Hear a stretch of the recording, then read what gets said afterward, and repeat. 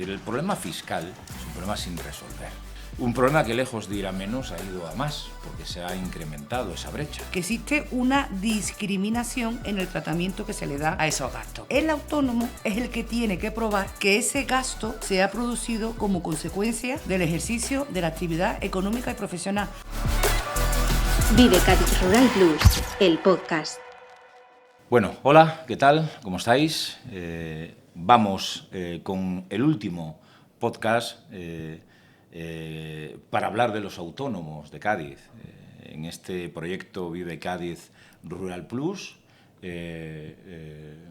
patrocinado por la Diputación de Cádiz en el marco del programa Innova Plus 2026.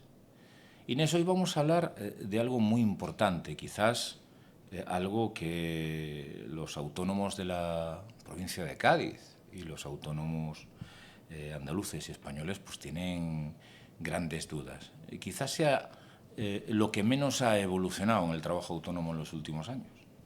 Quizás tengamos aquí, de verdad, el problema fundamental del trabajo autónomo. El problema de la fiscalidad, el problema de, a día de hoy, la administración pública trata exactamente igual a los autónomos. Bueno, digamos exactamente igual, no. Trata a los autónomos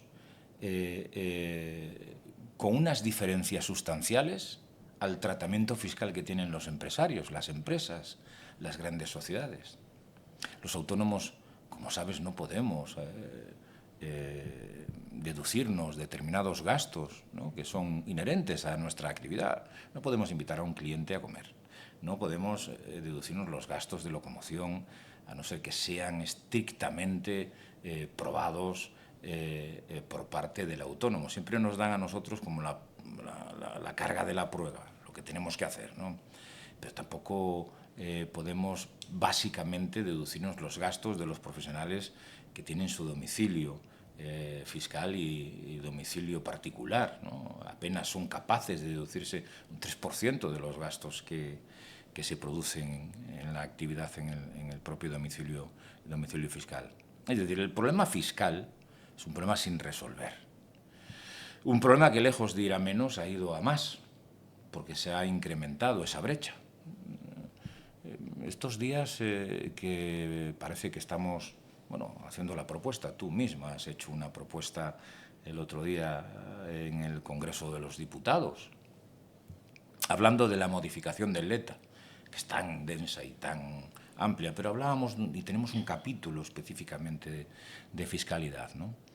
Y la propuesta de UPTA es clara, es rotunda, es una propuesta que creo que va a mejorar la vida de miles de autónomos caditanos, hombres y mujeres, pero que va a mejorar la vida de todos los autónomos de nuestro país. Es incomprensible, y esto lo pongo en el contexto de la conversación, es incomprensible que a día de hoy los autónomos estén sometidos a una carga de IRPF que en la mayoría de los casos se acerca al 35%.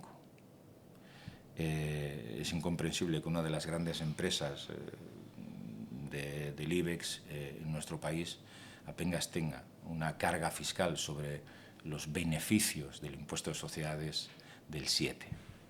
Eso es una gran diferencia y esa es una de las grandes reivindicaciones del colectivo, que por cierto ha pasado desapercibida a lo largo de los tiempos. Todo el mundo dice que hay que mejorar la situación fiscal de los autónomos, pero nadie es capaz de poner de verdad encima de la mesa soluciones, ¿no? Soluciones como las que nosotros estamos poniendo, Inés. Soluciones que son prácticas. Totalmente. Sí, es que el gran problema que existe en este país, no solamente en materia de fiscalidad, sino también en otros muchos aspectos, es que se legisla desde los despachos y además se legisla de forma plana. Bueno, digamos que se legisla desde despachos en la sexta planta del Congreso de los Diputados, muchas veces alejado de la realidad de los que están abajo. Ahí. De hecho, El tema de la fiscalidad, claro, es que intervienen dos factores fundamentales en la fiscalidad que hace que se produzca esa brecha fiscal a la que antes has aludido entre el trabajo autónomo y otras formas jurídicas de empresa o las sociedades. Los dos aspectos es, en primer lugar, el problema de los gastos deducibles, como muy bien has indicado. De hecho, el impuesto directo que grava los rendimientos, los ingresos del autónomo, el IRPF, todos lo sabemos. Y el impuesto directo que grava los beneficios de las sociedades es el impuesto de sociedades. Es más, la ley del impuesto sobre la renta de las personas físicas, a la hora de hablar de los gastos deducibles, remite a la ley del impuesto de sociedades. Por eso digo que se legisla en plano. Claro, ¿qué es lo que ocurre? Que existe una discriminación en el tratamiento que se le da a esos gastos. ¿Por qué?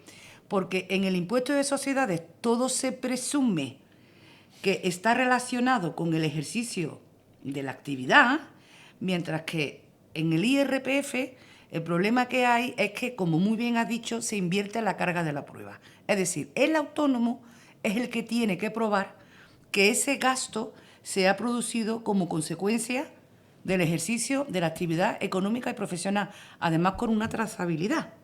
Porque es que resulta que el gasto, para que sea fiscalmente deducible, tiene que traducirse en un ingreso. Entonces, eso demostrarlo es muy difícil.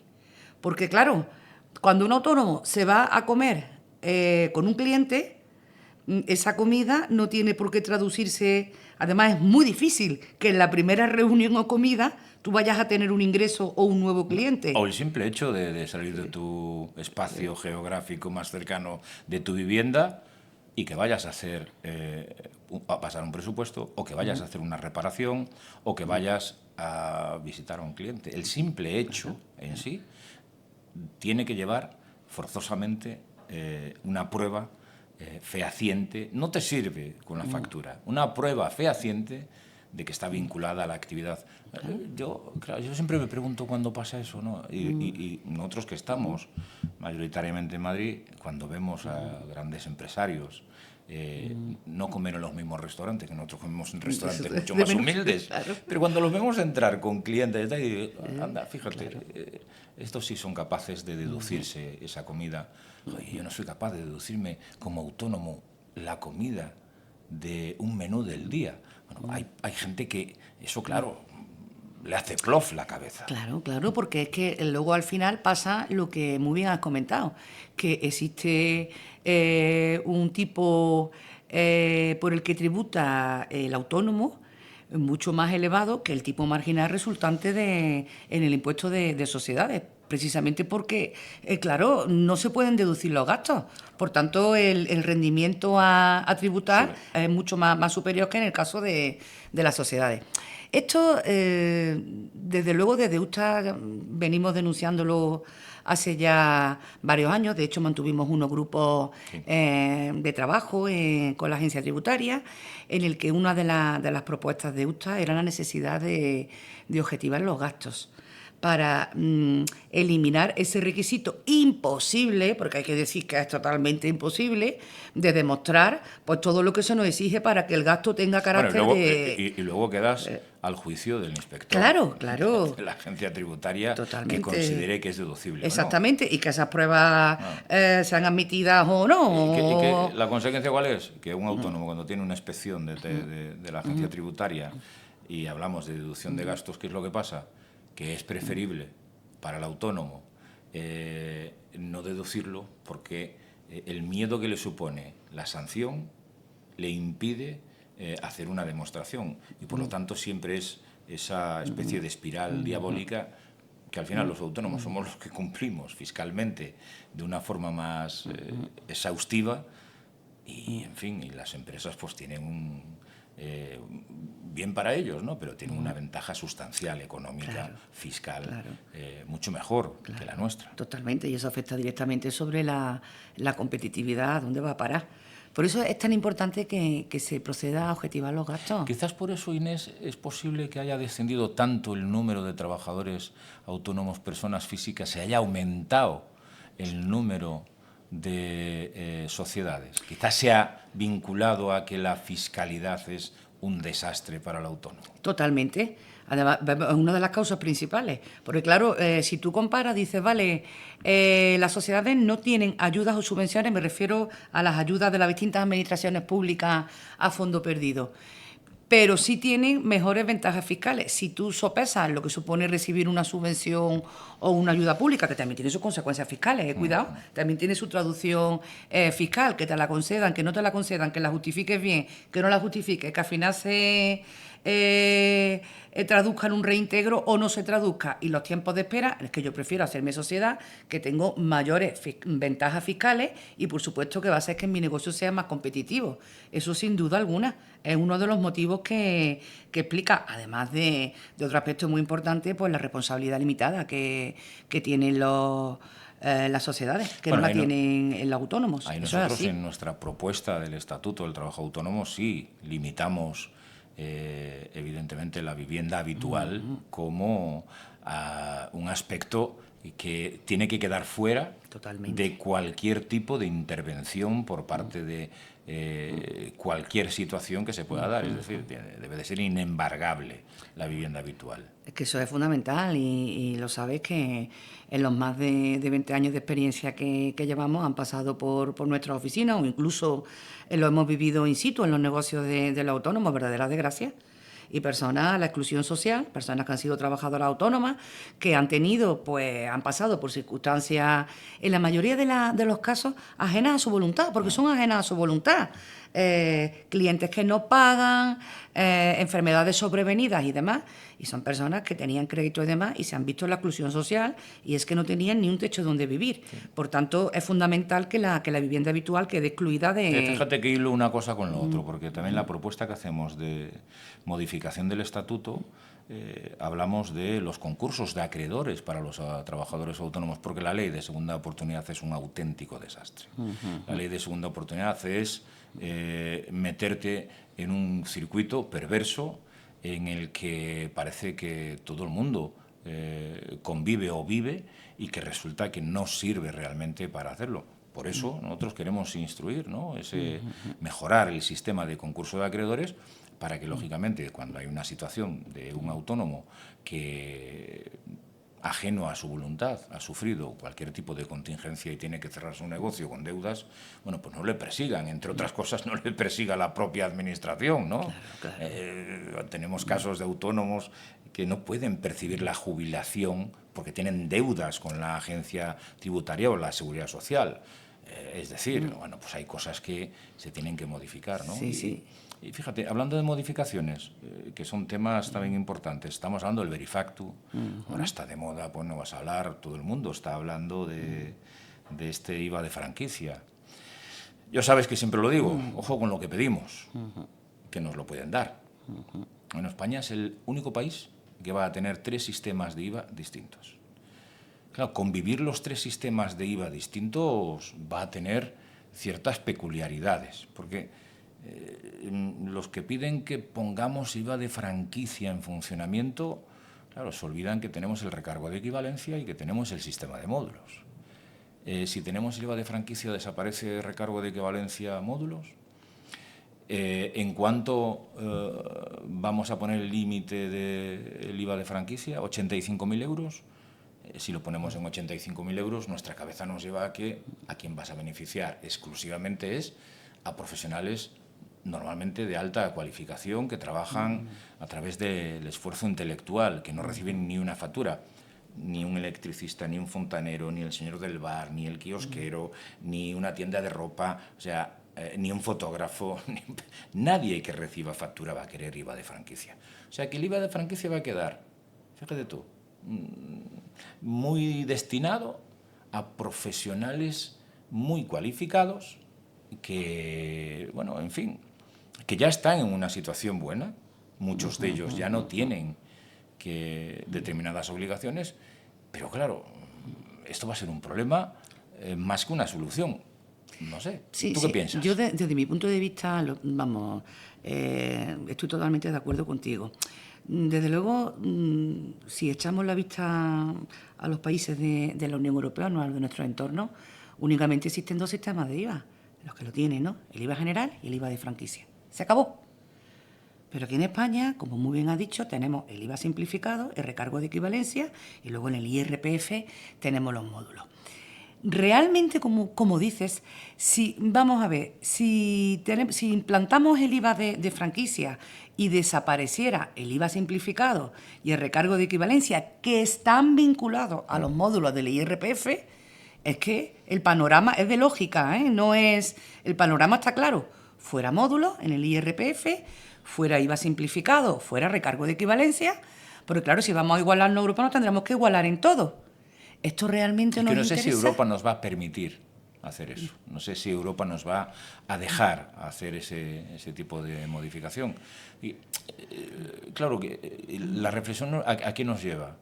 Que el IVA de franquicia va a beneficiar a profesionales exclusivamente, que ya tienen unas ventajas sustanciales, obviamente, y que no va a mejorar la situación de ningún autónomo que conocemos. Del que levanta la persiana no va a ir. No la va a mejorar. De hecho, es que claro, el problema está en que el IVA soportado no se puede deducir.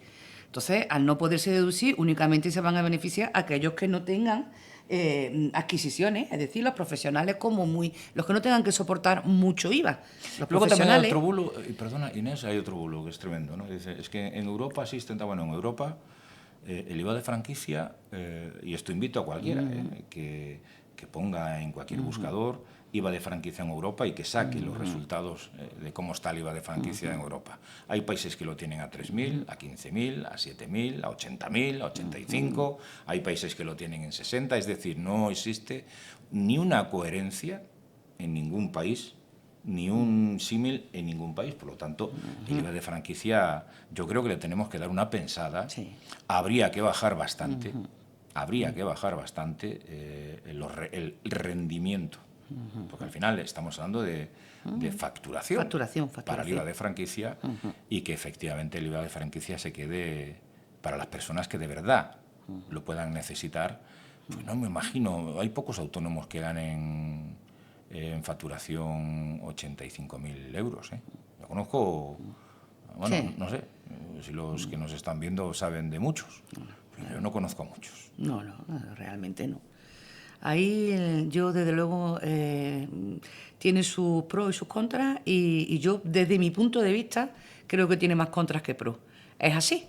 Pero bueno, todo habrá que esperar a ver si legislan, si no legislan y luego después, por supuesto, informaremos, como siempre hacemos, a los autónomos desde UTA para que cada uno pues, pueda elegir si cumple los requisitos, si acogerse o no. Obviamente esto es un sistema voluntario. Sí, es voluntario.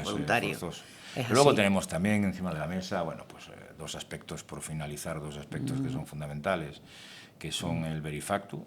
En fin, las administraciones nos obligan a tener una vinculación directa con la agencia tributaria cuando emitimos una factura, lo cual nos parece bien, pero también nosotros pedimos que haya profesionales que a día de hoy tienen rendimientos económicos muy por encima de la media de todos los autónomos, que se les obligue a pagar por medios telemáticos y no en metálico, porque creemos que hay verdaderas fugas cualitativas y cuantitativas de personas que tienen, bueno, pues vamos a decirlo así, que compiten en mejores condiciones que el resto de trabajadores autónomos. Yo el tema de Verifactu y factura electrónica, esto es importante.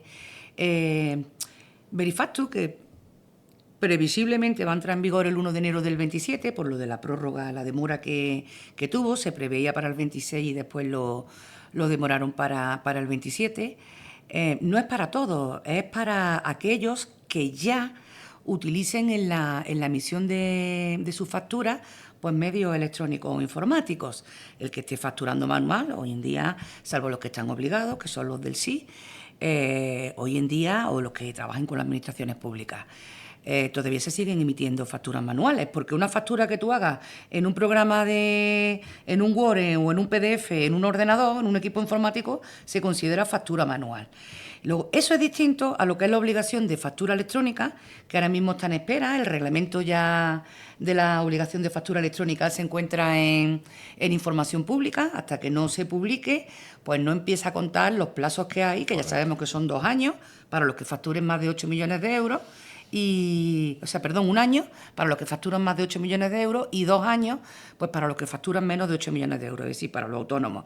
Pero ese tiempo empieza a computar una vez se publique ese reglamento, o más concretamente la orden de solución de la plataforma pública que está elaborando Hacienda. Pero que son 2 cosas distintas. Claro, si lo pensamos, si todos vamos a estar obligados a emitir factura electrónica, entonces todos tendremos que cumplir con Verifactu. Y todos deberíamos de tener sistemas de pago, o sea, de cobro, que sean sistemas trazables. Claro, sí, esa es la finalidad de Verifactu. Sí. Evitar las cajas B, las conocidas cajas B, es eso. Estamos totalmente de acuerdo. Y eso va a ser bueno, ¿sabes por qué? Porque los que están en el mercado y cumplen con todos los requisitos de pagar escrupulosamente sus impuestos, bueno, pues creo que ven en otros un problema de economía sumergida y un problema de competencia desleal y un problema que creo que es importante y se dice, no pasa nada, somos valientes, lo decimos, que tenemos no solamente que hacer pedagogía, también la administración tiene que hacer lo suyo para que esto no suceda.